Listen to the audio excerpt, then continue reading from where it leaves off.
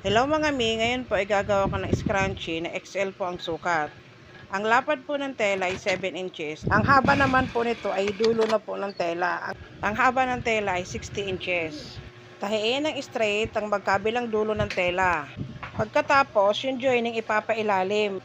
Pagkatapos, yung nasa ibabaw, tupi-tupi maliliit. Pagkatapos, kunin yung magkabilang dulo ng joining at doon ang simula ng pagtahi.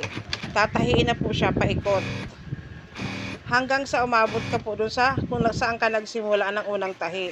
Mag-iiwan ka lamang po doon ng mga 1 inch ng butas ng scrunchie. Habang tinatahi natin, hahawi-hawiin po natin yung nasa gitna ng mga tela para lang sa ganun hindi po siya matatahi. Hanggang po yung magkabilang ibabaw at ilalim. Yung nasa gitna ay hindi po.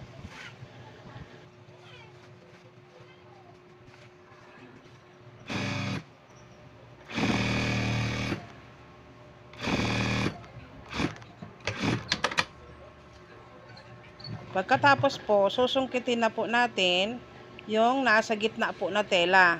Palalabasin natin doon sa ginawa nating butas kanina, kasi hila-hilahin na po natin siya. Hanggang sa mabaliktad po natin lahat.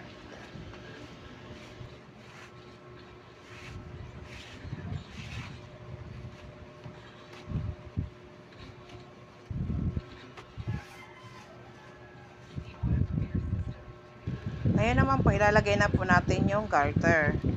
Ang garter po, ang sukat po ng garter ay 8 inches po. Ang gamit ko naman po sa pagsuksok ng garter sa ginawa nating scrunchie ay pardible. Yan, isusuksok natin po yan paikot doon sa hanggang sa umabot po siya doon sa kabilang dulo na lumabas na yung magkabilang garter. Pag napalabas na natin magkabilang dulo ng garter, ibubuhol lang po natin siya. Siguraduhin po natin na nabuhol natin na maigi para hindi po siya kakalas. Pagkatapos po, yung butas na iniwan natin kaninang bukas, isasara na po natin yon.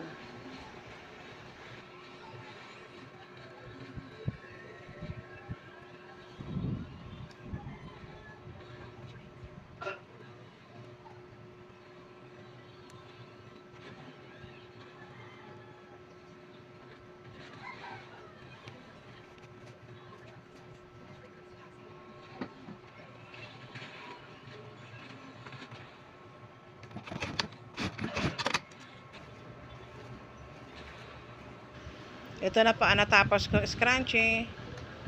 Salamat po sa panonood. Sa uulitin na video.